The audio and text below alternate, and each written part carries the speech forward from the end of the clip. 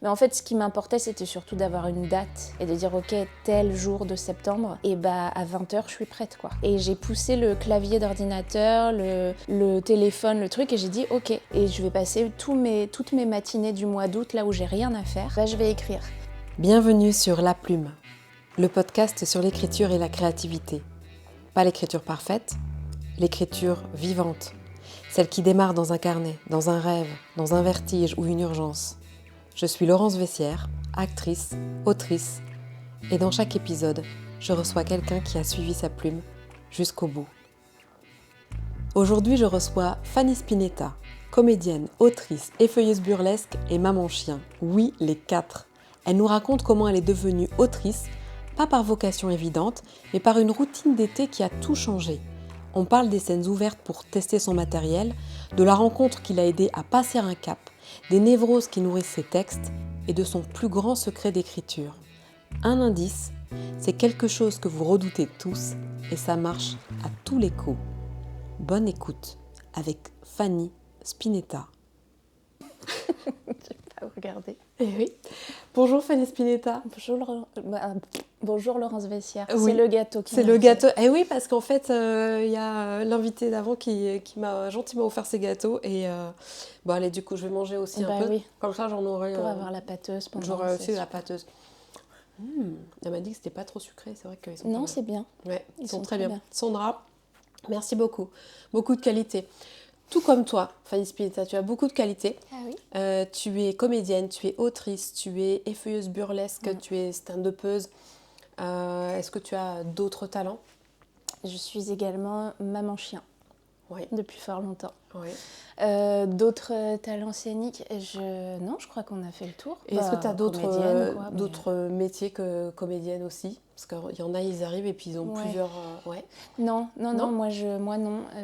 J'ai vraiment fait que ça, à part des jobs alimentaires, mais c'est vraiment... Ça sert à rien de dire que j'ai été Reine des Neiges pendant 3 ans, les samedis après-midi, je pense. Ouais. C'est plus un trauma que... Ce sera dans un spectacle, en tout cas. J'en ai parlé, mais tu sais quoi, j'en ai parlé, j'ai sorti le truc et j'ai plus jamais envie d'en parler. Très bien. Tellement c'était difficile, mais ça m'a permis d'être intermittente, donc voilà. J'étais reconnaissante de ça. Chaque aventure a son bénéfice. Ouais.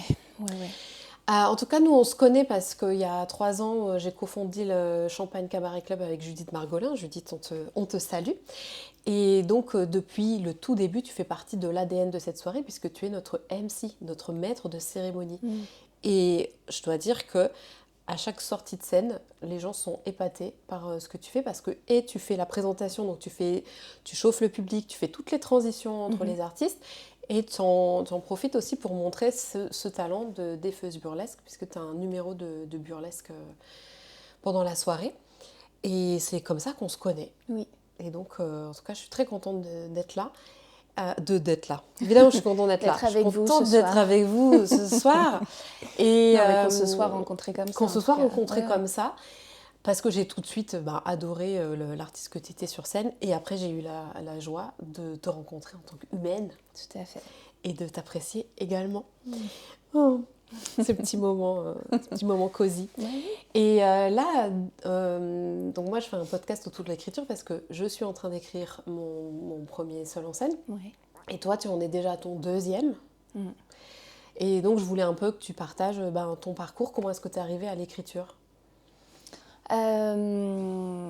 Justement, on parlait des jobs alimentaires juste avant. Je crois que ça a démarré vraiment. J'étais hôtesse d'accueil tout un mois d'août. En fait, j'ai enchaîné. J'avais fait Avignon avec une compagnie où j'étais comédienne dedans et danseuse. Et on n'était pas rémunérés. Et en plus, ça s'était pas très bien passé parce que c'était... toxique. Oui. Après, le truc de ne pas être payé, tu sais, quand une compagnie démarre, tu peux l'accepter. Mais là, il y avait beaucoup de choses à accepter et aujourd'hui, on pourrait même qualifier ça de harcèlement moral. Donc, c'était un peu beaucoup pour 0 €. Et surtout, j'ai vraiment eu 24 heures pour me reposer et hop, j'enchaînais sur hôtesse d'accueil tout le mois d'août pour du coup avoir un petit peu de sous pour démarrer septembre, quoi. Pendant que je voyais les stories de tout le monde en vacances et tout. Donc c'était il n'y a pas si longtemps, puisqu'il y avait Instagram. C'était il y a moins de 15 ans. C'est ça. Non, c'était, je sais plus, c'était il y a au moins 10 ans. Hein. Ah oui. Et en fait, j'ai eu ce truc de me dire, je suis employée dans des compagnies, c'est déjà super parce que je fais un des premiers Avignon, tout ça, je joue, mais je ne suis pas payée, je suis obligée de faire des jobs vraiment horribles parce qu'au test d'accueil, tu es une plante verte. Ouais. Et non seulement tu prends aucune décision, mais en plus de ça, tu te fais engueuler tout le temps. Ouais. Donc voilà. Et là, j'ai poussé. Bon, c'était le mois d'août, donc il n'y avait rien à faire. Et j'ai poussé le clavier d'ordinateur, le téléphone, le truc, et j'ai dit ok, je vais écrire et je vais m'inscrire à des scènes ouvertes en septembre. Et je vais passer toutes mes matinées du mois d'août, là où j'ai rien à faire, et je vais écrire. Et c'était difficile de démarrer parce que j'étais persuadée de ne pas savoir écrire. Et d'ailleurs, on ne sait pas écrire avant de commencer à écrire. En vrai, c'est vrai. Personne ne sait. Ouais. Donc, personne ne sait qui sait pas ou qui sait. Non, mais voilà. Le seul truc qui compte, c'est. Mais bon, ça sera dans tes questions après. Mais c'est si tu as envie de le faire, il faut le faire, c'est tout. Et en l'occurrence, j'avais envie, mais je disais tout le temps, bah oui, mais je ne sais pas faire. Donc, il ne se passait jamais rien. Et voilà. Donc, ça a démarré comme ça. Et je me revois dans mon mois d'août, là. Vraiment, tu sais, un geste très dramatique de cinéma. Je pousse le téléphone, je pousse le clavier et j'écris sur mon post-it. Et tous les matins, je faisais un peu ça. Et comme j'avais beaucoup de temps pour moi, j'ai commencé à chercher les scènes ouvertes où s'inscrire dans Paris et à voir mes premières deadlines et à dire ok, bon let's go, il faut avoir un truc. Ok. Et voilà. Et tu te souviens des scènes ouvertes que tu faisais à l'époque? Elles sont toujours... Alors oui, c'était au Café Oscar. Il y a toujours, je crois que ça s'appelle les auditions publiques. On peut s'inscrire. Il y a toujours un long temps d'attente avant d'y participer. À l'époque, j'avais fait Candidator. Oui. Voilà, une scène où tu débutes aussi. Et qu'est-ce que j'avais fait d'autre? Et en plus, c'est une sorte de concours Candidator et à la fin, tu gagnes 30 minutes.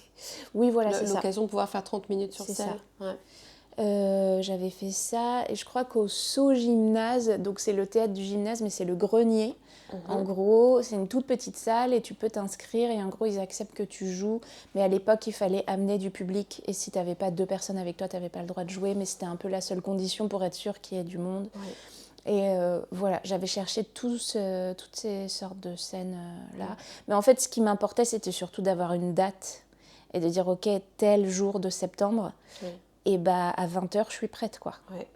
Parce que sans ça, t'es perdue dans la nature. Enfin, moi, en tout cas, je suis perdue dans la nature et je fais jamais rien. Et après, comment t'as réussi à t'améliorer? Parce qu'aujourd'hui, moi, je t'ai rencontré à un endroit où t'es super forte, quoi. C'est-à-dire que tu as le sens de la vanne, tu as le sens de la répartie, et donc j'imagine que tes premières scènes ne ressemblaient pas à ça. Ou est-ce que tu es née avec le talent?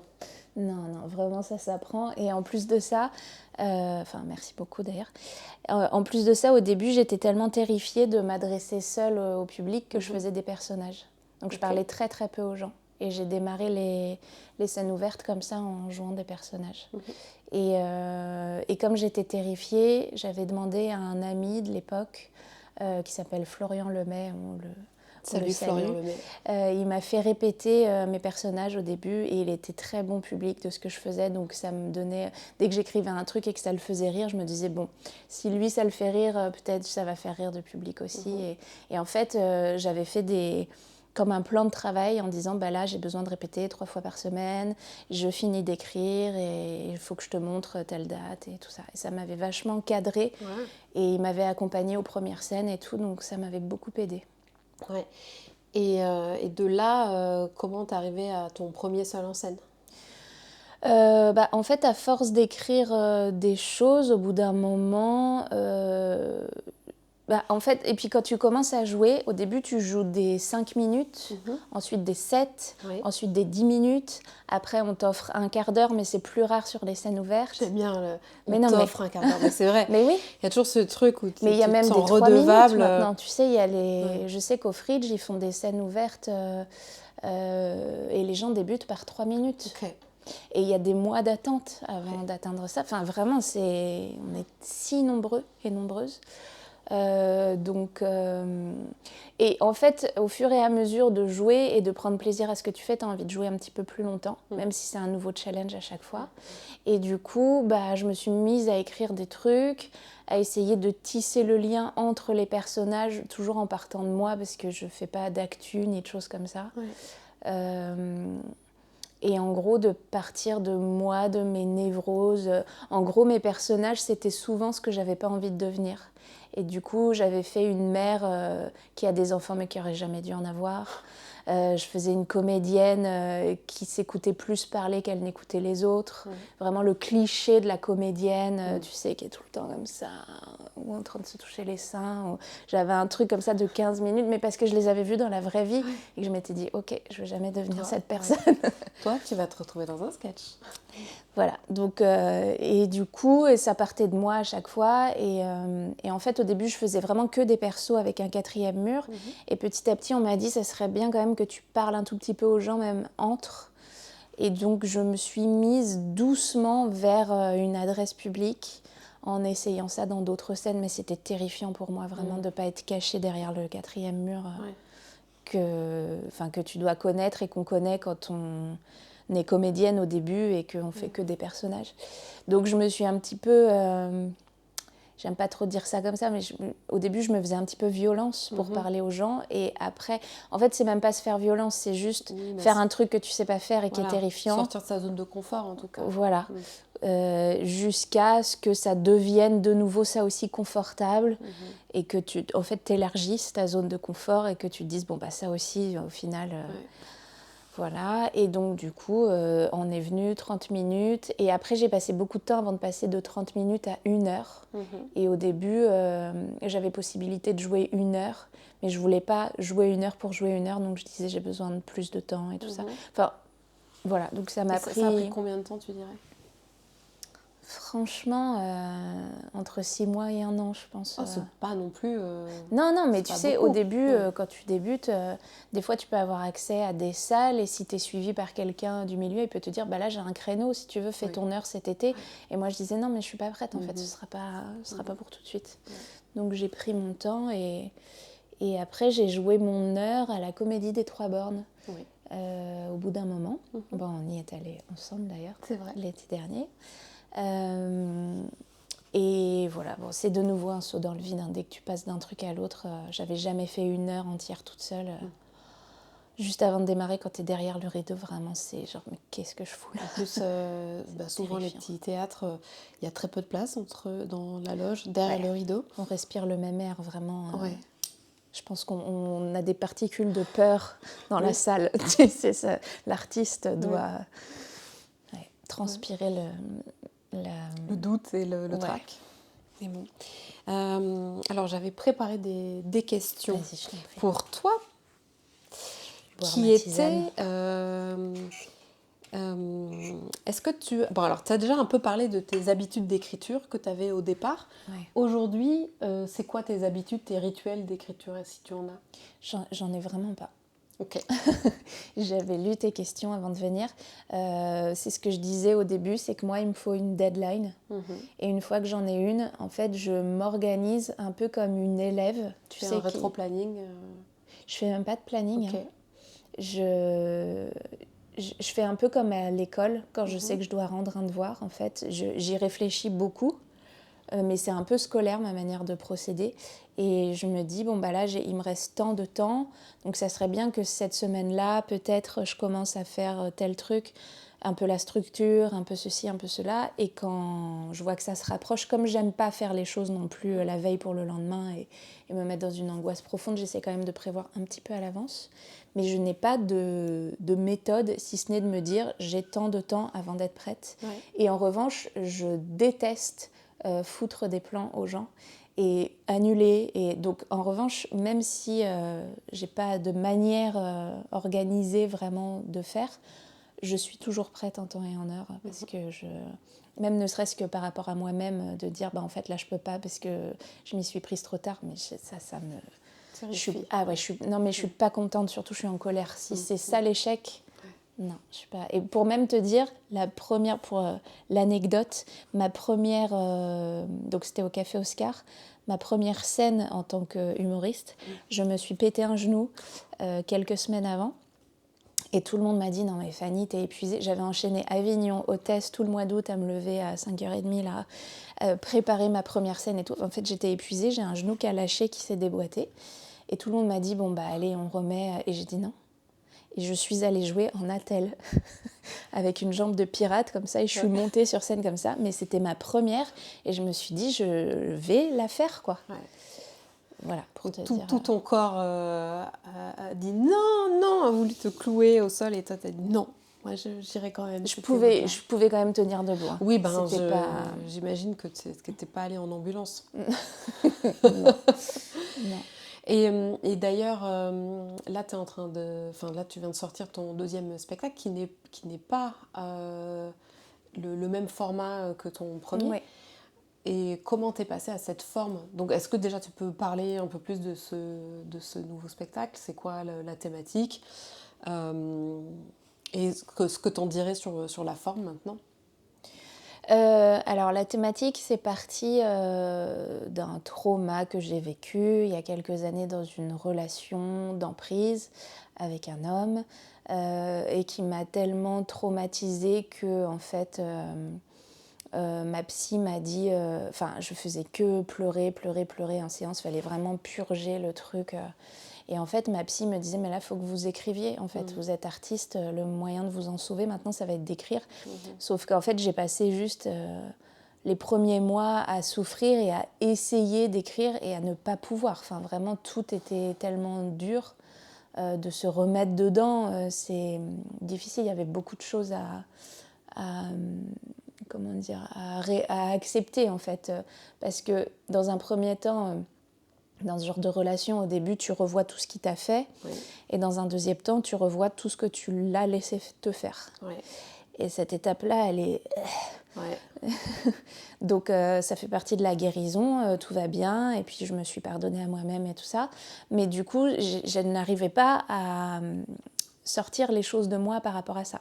Donc, je faisais des sketchs, je continuais à travailler, mais je parlais du végétarisme, de mon mode de vie, de plein de choses, mais j'arrivais pas à parler de ça. Et j'arrivais pas aussi à en parler parce que j'avais peur que ça me retombe dessus. J'avais peur de lever le secret, de dire cette personne m'a fait ça. C'est marrant aujourd'hui de dire ça tellement j'en parle, mais à l'époque, je n'osais. Pendant 2 ans, j'ai pas osé en parler. Et la première fois que j'en ai parlé sur scène, c'était par le stand-up. Et j'ai fait une scène un dimanche soir et je me revois trembler, avoir les mains moites, alors qu'il n'était pas dans la salle et qu'il n'y avait pas non plus le FBI qui allait envoyer la police pour m'arrêter, mais juste en fait, et je suis sortie et je commençais à faire un début de malaise vagal, vraiment je suis sortie comme ça, juste de dire putain j'en ai parlé en public, ça y est. Et en plus tu ne cites pas son nom, enfin... j'ai pas le droit, donc évidemment que non, mais c'est juste le truc de ça y est, c'est sorti, j'en ai parlé, cette personne m'a fait ça et je le dis. Moi, je trouve aussi ce qui est compliqué dans ces histoires d'emprise et de relations toxiques, c'est d'oser avouer en public qu'on a été cette personne-là.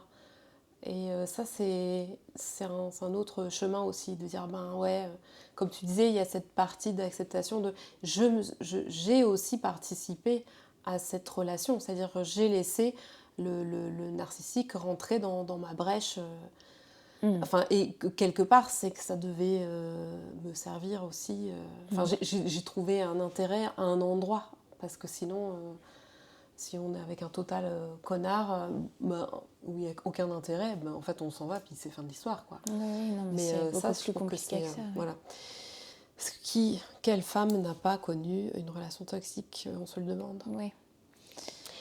Ok, et donc une fois que tu as fait tout ça, tu as réussi à continuer d'écrire après ce premier déblocage sur scène. Ouais. Et puis tu as trouvé un fil conducteur qui est hyper beau, donc je ne veux pas spoiler, donc je ne raconterai pas ce qui se passe sur scène parce qu'il faut vraiment le voir, et je ne sais pas jusqu'à quel point toi tu en parles dans tes communications. Donc là, moi, ce que j'ai vu, c'est que c'est une histoire vraiment très, très tenue, très limpide, où on reconnaît tout à fait, qu'on ait connu ou pas des relations toxiques, on voit très bien les jeux d'emprise, et que là, tu as réussi à trouver le décalage avec l'humour, la poésie, la beauté et la résilience. Et donc ça passe aussi par le corps. Ouais. Donc il y a tout ce côté burlesque que tu maîtrises. Oui. Comment tu es passée? Parce que tu as commencé en disant j'étais tellement timide au départ que je n'osais pas parler au public. Maintenant, tu fais de l'effeuillage burlesque. On pourrait imaginer que quand on est timide, c'est pas évident. Et donc, est-ce que tu peux nous parler de ce parcours-là? Oui, c'est toujours assez... pas contradictoire, mais c'est bizarre peut-être de comprendre, mais moi je suis moins timide sur scène que dans la vie, je pense. Puisque je sais quelle est ma place et ce que j'ai à dire du coup, alors que dans la vie, vraiment, vu qu'on est libre de nos choix et de notre parole, je ne sais jamais où me mettre, si je dérange, si truc, si machin.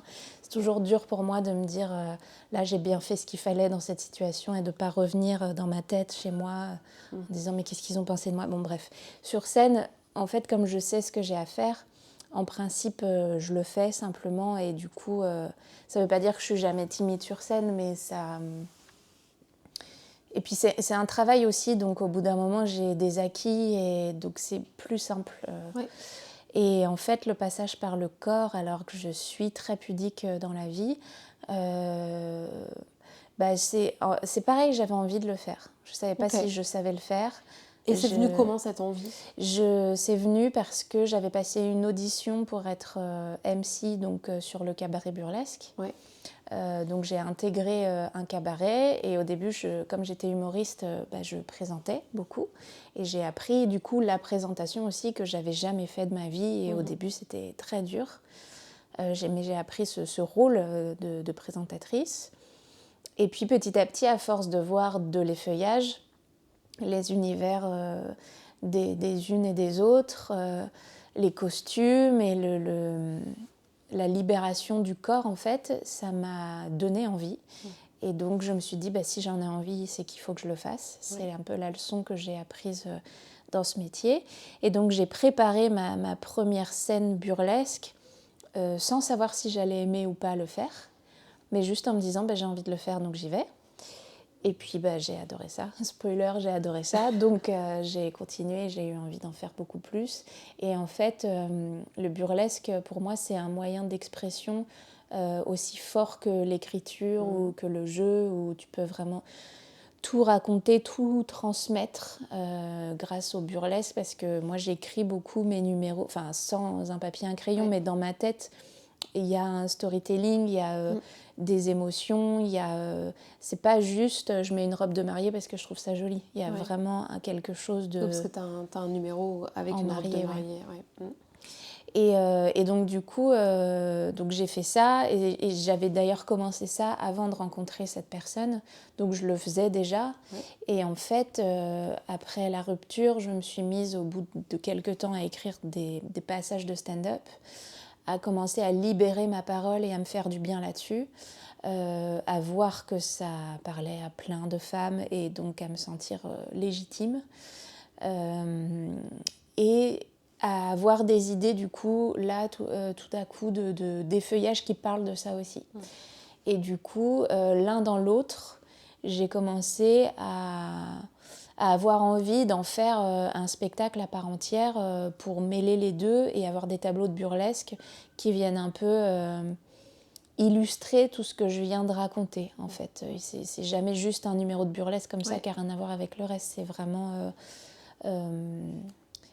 oui, un miroir, une prolongation. Dit d'une manière différente. C'est ça, et puis il y a certains numéros qui apparaissent dans ton spectacle, c'est comme le chemin intérieur qui continue, c'est dans les ellipses du récit. Oui, c'est ça. Ouais. Quelqu'un qui voudrait se mettre au burlesque, tu conseillerais de commencer par quoi? Est-ce qu'il y a des cours que tu as suivis, que tu recommanderais ou... Alors non, j'ai pas fait de cours, du coup moi je les ai vus, j'étais avec elles, donc j'ai appris comme ça un petit peu sur le terrain. Et puis le fait que je fasse de la scène depuis longtemps et que je sois comédienne, ça m'a beaucoup aidée, je venais pas de nulle part. Tu fais de la danse aussi ou... Ouais, depuis petite. Que t'en faisais avant, oui déjà. Ouais. Okay. Mais après on n'est pas obligé de faire de la danse pour faire du burlesque. Okay.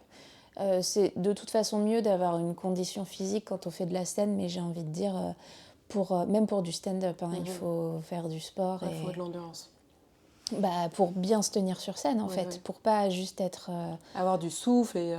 Oui, et puis être pas aussi quotidien, même si le stand-up, ça se veut comme ça, en fait, il faut... oui, ça te demande du souffle, oui, de l'énergie, de l'endurance aussi, et de savoir... comment... ça demande tellement d'énergie qu'il faut savoir tenir le truc d'un bout à l'autre. Et... Moi, je trouve que le stress et le trac prend beaucoup d'énergie. Et que déjà, de bien savoir son texte et savoir avoir toute la mémoire corporelle des mouvements et tout ça, permet qu'après, d'être beaucoup plus libre et beaucoup plus spontané par rapport à ce qui se passe. Par exemple, quand nous, on a joué pendant quasiment 3 ans à la Nouvelle Scène, c'est une péniche. En fait, on sent quand il y a des bateaux qui passent à côté, s'il pleut dehors et tout ça. Donc, des fois, on est un peu secoué. Et comme la plupart du temps, on joue en talent, il faut aussi savoir se rattraper ou faire en sorte que ça ne se voit pas, tout en continuant de jouer, quoi. Donc, c'est vrai que la condition physique, je trouve qu'elle est importante. Oui, c'est sûr. Et donc, oui, pour répondre à ta question, pour se lancer dans le burlesque, écoute, j'ai donné mon premier stage burlesque, là, il n'y a pas longtemps. Et avant, je faisais que des coachings... individuels. Voilà, individuels, pour une personne. Et en fait, j'adore faire ça. J'adore transmettre du mieux que je peux aux autres. Et il est sûrement question que j'en donne d'autres, là, d'autres groupes. Mais il y a plusieurs cours... faut suivre un peu les comptes,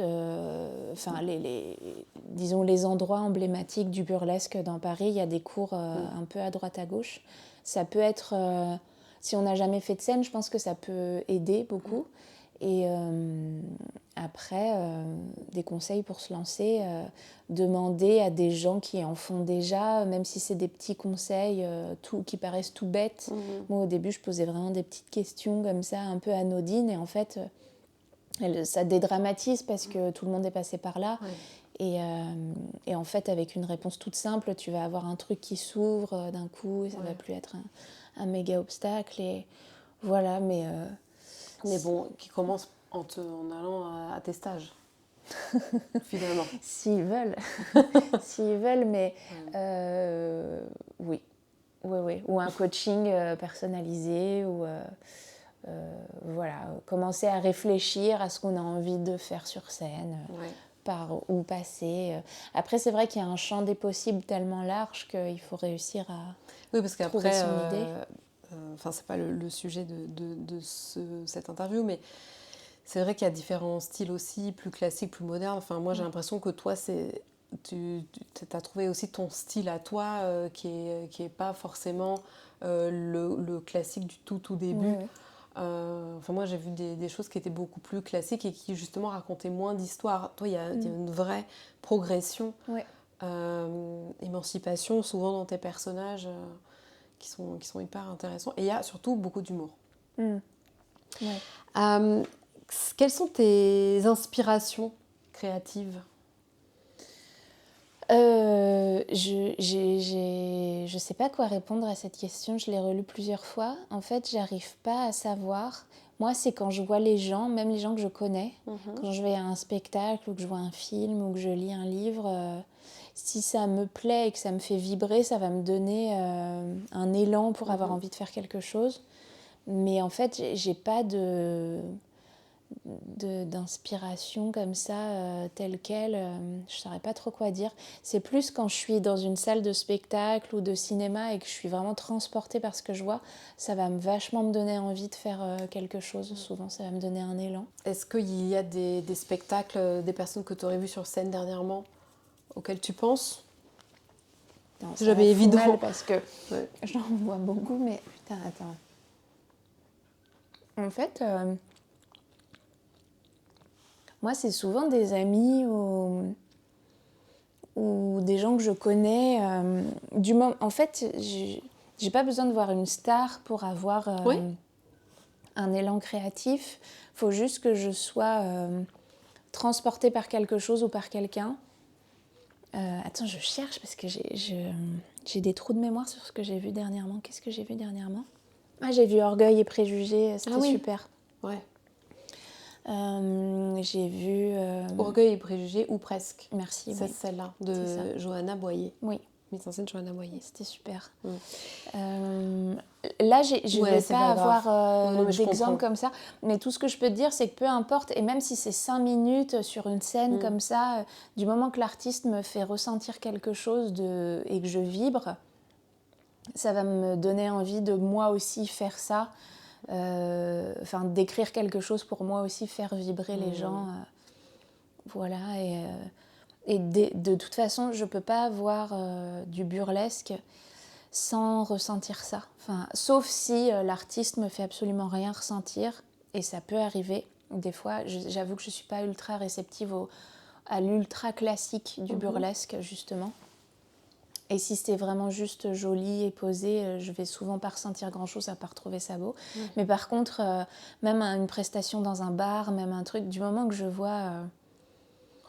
Alors c'est souvent des femmes qui en font, même s'il n'y a pas que des femmes, mais je crois que je suis plus bouleversée par une femme qui prend possession de son corps et de l'espace et qui fait exactement ce qu'elle veut.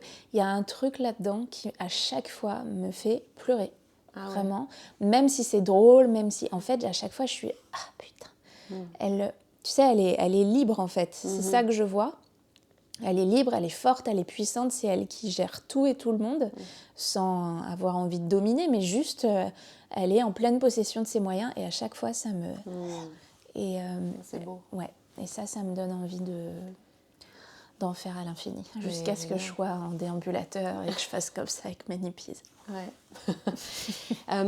Est-ce que il y a un conseil qu'on t'a donné d'écriture qui t'a parlé, qui t'a créé, qui t'a ouvert une porte?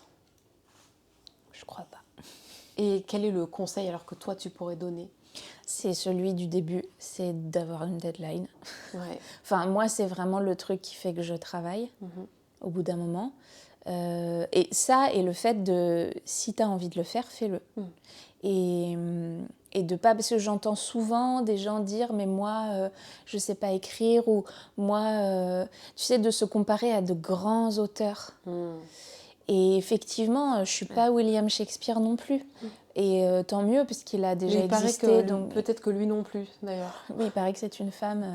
On se pose la question depuis très longtemps. Voilà, qu'il aurait peut-être piqué aussi lui-même quelques histoires autour de lui. Ah, ça, j'ai pas. Bon, il y a beaucoup de mythes, on ne sait pas. Oui. Et nous n'avons pas la réponse aujourd'hui. Il y a beaucoup de mythes. Mais en tout cas, oui, donc tu disais, que tu n'as pas le fantasme des grands auteurs. Enfin, tu n'es pas inhibée par les... Ah si, j'adorerais que ça soit le cas. Mais en fait, c'est juste que si tu commences à te dire, je veux être un génie, je veux être à la hauteur de telle ou telle personne, en fait, tout ça, ça empêche de faire. Et moi, j'étais persuadée de ne pas savoir écrire jusqu'à ce que je me mette à écrire et que j'apprenne, en fait. Et quand je revois mes scènes du début, je vois, en fait, tout ce qu'il fallait faire ou ne pas faire. Mais c'est obligatoire avant de se lancer. Tu ne peux pas être parfaite. Et d'ailleurs, personne n'est jamais parfait, mais je veux dire, tu ne peux pas être pro avec un bagage et une expérience. Quand tu te lances sur tes premières scènes, ça n'est pas possible. C'est comme ça qu'on apprend. On est obligé de se lancer avec quelque chose que plus tard on va trouver médiocre, mais qui est notre niveau à ce moment-là. Et d'ailleurs, on se rend pas forcément compte que c'est pas terrible. Moi, je me souviens avoir fait mes toutes premières scènes et je me suis enregistrée ou filmée dès le début. Je revois, alors que je prenais vraiment beaucoup de plaisir, mais ça se tenait pas, j'allais pas tout de suite dans le vif du sujet, tu vois, je tournais pas mal autour du pot. Mais déjà, il y avait l'envie et le plaisir, et puis le fait que c'était une petite scène où tu as 7 personnes, où tu en as un qui est sur son téléphone et l'autre qui en profite pour aller aux toilettes, se laver les mains et t'entends... pendant que tu es en train de parler.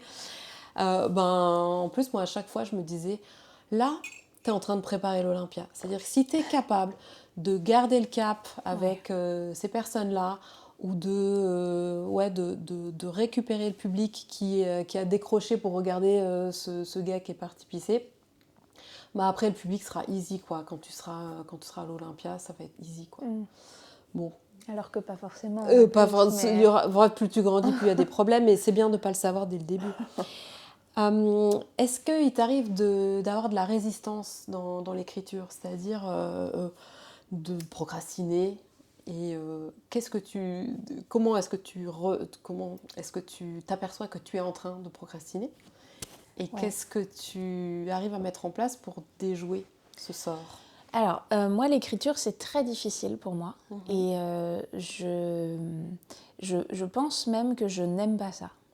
Il y a vraiment un truc quand il faut écrire quelque chose et préparer un truc, j'ai tout de suite envie d'être au résultat et de le jouer, en fait. Moi, ce qui me plaît, c'est de l'offrir aux gens et de le tester sur scène et de le retravailler.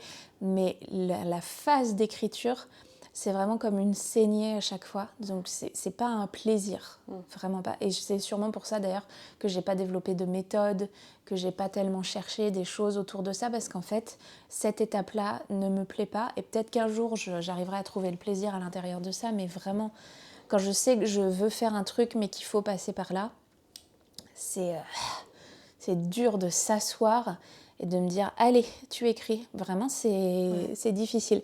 Donc, ce que je fais, c'est que je note des idées. Dès que j'ai une idée et que je trouve l'idée un peu sympa, un peu rigolote, je note dans mes notes de téléphone. Et après, je vois si je les développe ou pas. J'essaye comme plein d'humoristes, je pense, de faire des séances de travail qui ne ressemblent pas à des séances de travail. Donc chez moi, c'est un peu sur le moment, quand je vais avoir envie. Là, dès que je sens une impulse, hop, je le fais. Mais je ne me dis pas, je suis en train de travailler. Et le truc de faire avec quelqu'un aussi, de lire tes idées à quelqu'un, en qui tu as confiance, ça peut vachement débloquer des trucs. Il y a des choses que j'aurais pu effacer parce que je suis persuadée que c'est pas drôle et que j'ai testé une ou deux fois et je me suis dit ah ouais bof, et en fait je lis à des gens de confiance qui me disent mais si c'est super, et moi ça m'a fait trop rire, je pense qu'il faut que tu le retentes, et je le retente et ça marche. Et donc ça m'aide vachement à... Mais par contre j'insiste sur les gens de confiance, parce que faut surtout pas accepter les avis non sollicités. Les gens qui vous font des retours alors que vous n'avez pas envie d'avoir ce retour-là. C'est les gens qui vont te faire « je peux te dire ce que je pense ?» Non. D'ailleurs, souvent quand ça commence comme ça, c'est toujours une mauvaise idée. Et en plus, ce qui est fou, c'est que ce que va dire cette personne, quelqu'un de bienveillant pourrait te dire la même idée, mais qui te ferait progresser. Et cette personne-là va au contraire t'enfoncer et te faire un blocage. J'ai appris à vachement me protéger de ça et à dire non, pas de retour. Et à demander aux gens que je respecte, qui savent écrire aussi, dont je respecte le travail. Oui, et dont je connais la bienveillance, et je sais que ces personnes-là vont jamais dire un truc pour me faire du mal, ou me dire moi j'aurais plutôt fait ça comme ça. Donc voilà, vraiment des gens en qui on a confiance, parce que des fois j'ai demandé des opinions aussi, j'étais un peu naïve en sortant de scène, tu sais, ça marche pas trop, et je dis ah ouais, tu penses, qu'est-ce qu'il faudrait que je fasse, sauf que je parle à quelqu'un qui est pas du tout bien intentionné, et en fait je pars en chialant tellement j'ai l'impression qu'on vient de me confirmer que ce que j'avais fait c'était de la merde.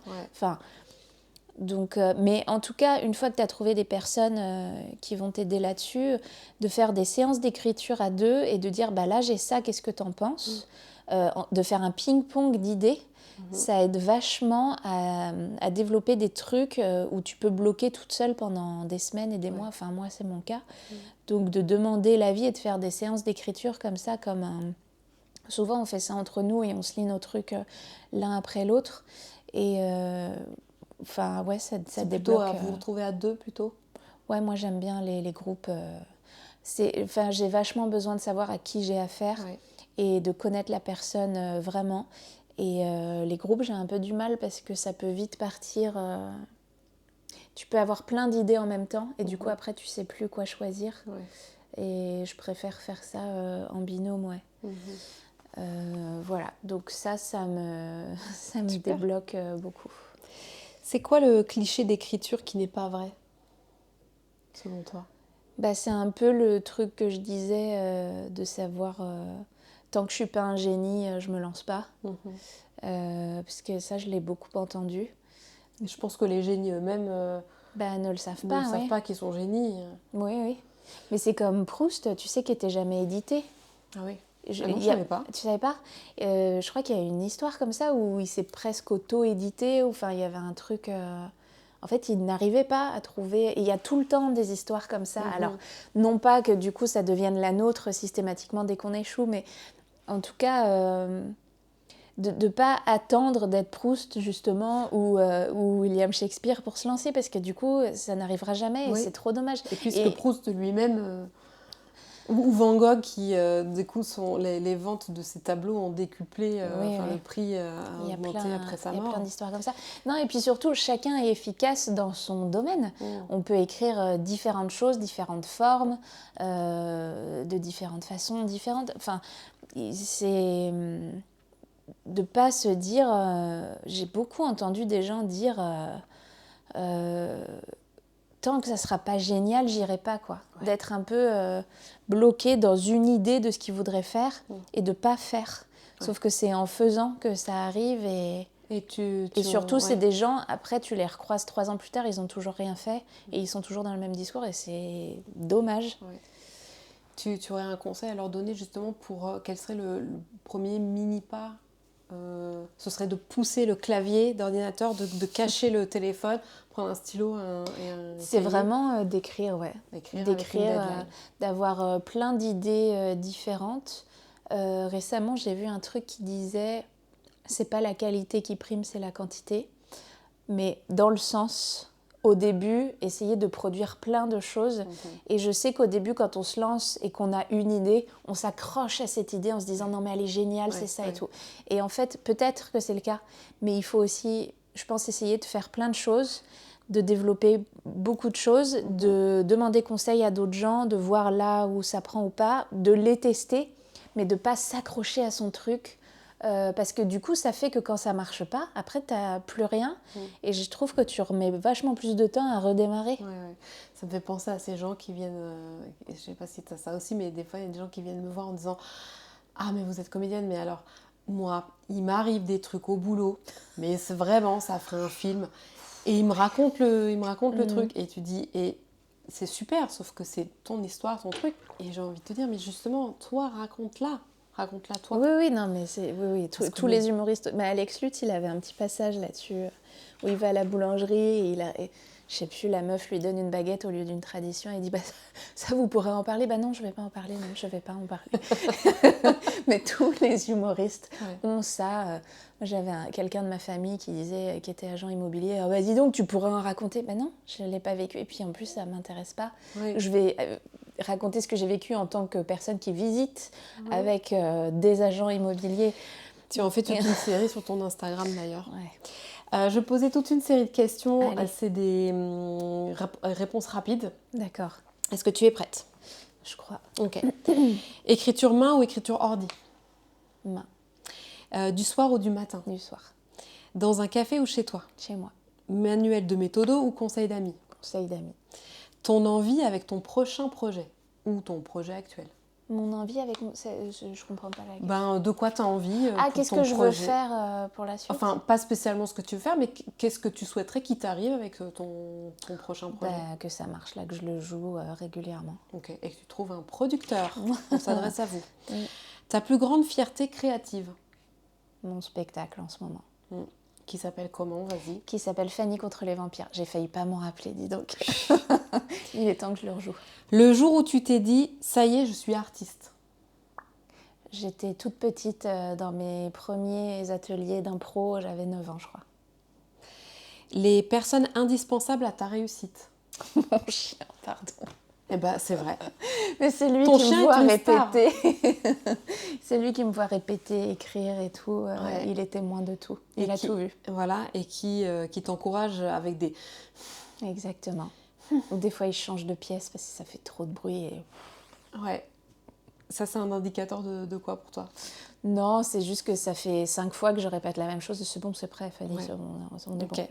Comment est-ce que tu célèbres tes succès ou tes joies? J'essaye de le faire juste après, si j'ai des amis qui sont venus voir, de prendre le temps de savourer. Et pardon, du coup, c'est une réponse longue. Mais vas-y, c'est la dernière. Moi, j'aime beaucoup le jour d'après. Parce que c'est... En fait, la scène, c'est une drogue. Enfin, c'est vraiment le même truc d'excitation, d'adrénaline. Et voilà. Donc, t'es un peu dans ce truc de... T'as l'impression de... Je sais plus qui disait ça, mais de voir Jésus sur scène, d'être une illuminée. Et après, il y a la redescente. Donc, quand on sort de scène, t'es toujours un peu... Moi, je suis toujours un peu en phase up. Ouais. Donc, je surfe là-dessus. Et le jour d'après, souvent, quand je peux, j'essaye de ne rien prévoir parce que je sais que la descente, en revanche, elle est un petit peu vénère. Donc, souvent, je dors même pas très bien, donc je me prépare une journée doudou où j'atterris sur un oreiller moelleux, tu vois, je me fais des trucs à manger et tout, mais j'essaye vraiment de me préserver et de pas le lendemain prévoir plein de rendez-vous où je suis encore pleine d'adrénaline et d'un mauvais sommeil. Et d'une fragilité aussi, quelque part.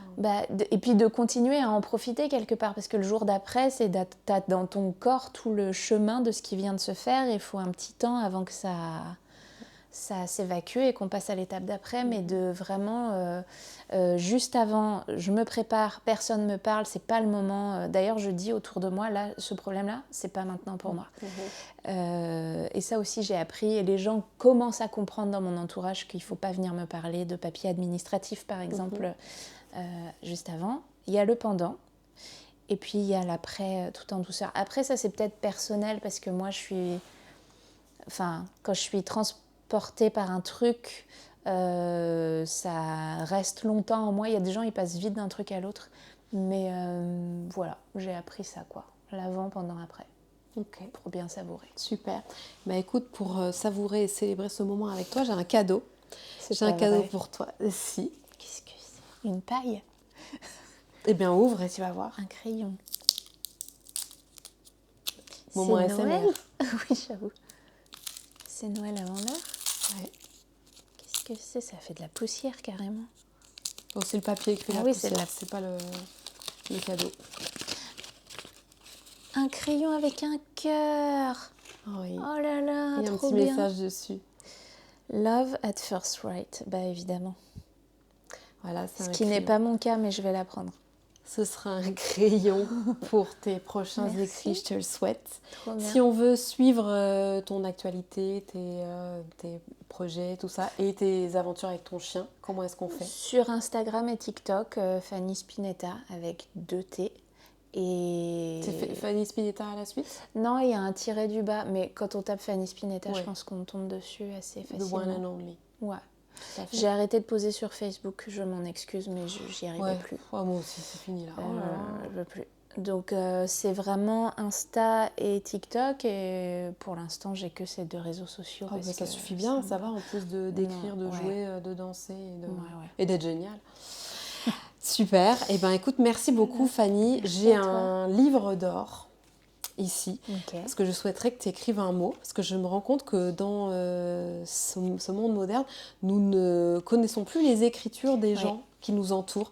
Donc j'ai un stylo ici que je vais retrouver, mais que je... Incessamment sous peu.